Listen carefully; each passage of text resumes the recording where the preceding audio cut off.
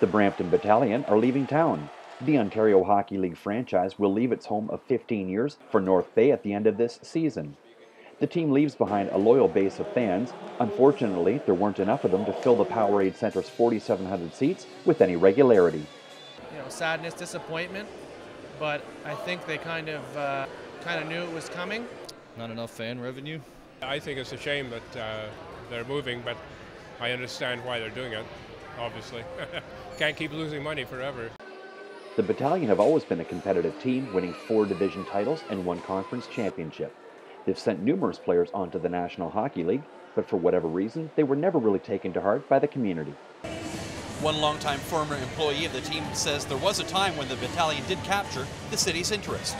I don't think anybody who was around for that season will ever forget it. It was the culmination of what we had worked all those years for. For one season anyway, it all came together.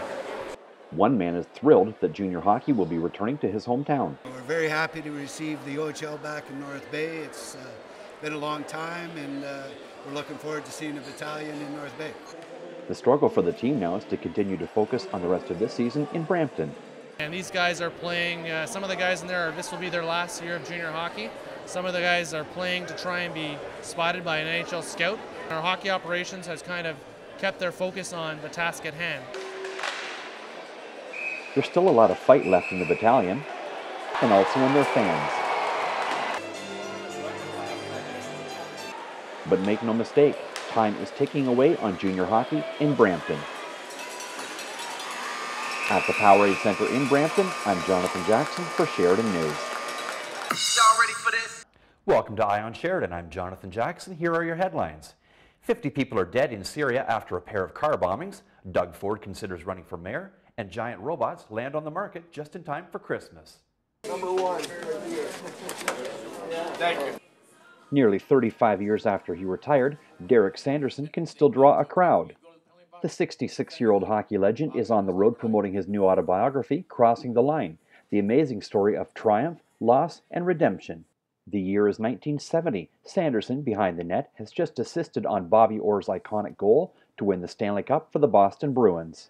Turk, as he is known, was the most flamboyant man in hockey, as well as the highest paid athlete in the world, but he lost it all in a haze of drugs and alcohol. I was in 13 detoxes, trying to get sober, but I always wanted to do it my way. It's too bad he's not in the Hockey Hall of Fame, because he was a pretty incredible player, and in a lot of aspects, way beyond his time. He was tough. He certainly was a team guy. He was good buddies with Bobby Orr.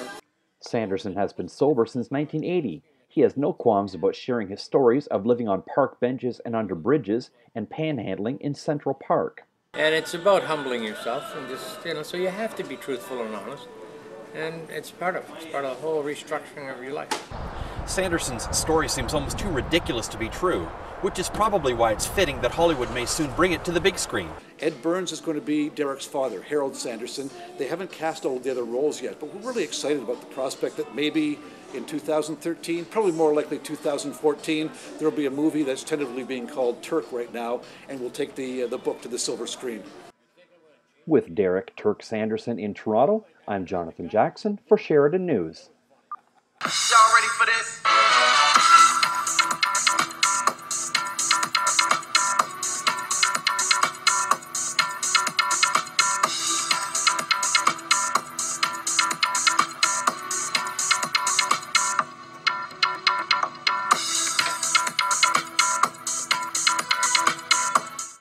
Hi, good evening. Thank you for joining us. I'm Jonathan Jackson. Our top story, shares in CP Rail soared to new heights after the company announced thousands of job cuts. More than 4,000 people will lose their jobs over the next 4 years. The company says they will aim to reach the target by attrition rather than layoffs.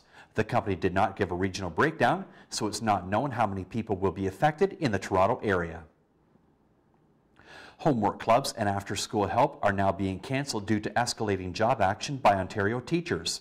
As many as 500 held a rally outside the Ottawa Convention Centre earlier this week. Teachers are upset over legislation which freezes wages and limits them from banking sick days. Teachers in Durham, Toronto, and Halton have been told not to stay after school as of December 10th. More than 270 people are dead after a powerful storm hit the South Philippines. Some of those died when a flood swept through 2 emergency shelters and a military camp. Rescuers are still trying to reach people in remote areas. The typhoon is expected to move out into the South China Sea later this week. More conflict in Syria as 29 people are dead after a rebel mortar attack. According to reports, a teacher and her students died at a school located in the Damascus suburbs. Meanwhile, over the border in neighboring Lebanon, 2 men were killed and 12 people were wounded in clashes near Tripoli. The army has now cut off all roads leading to the area.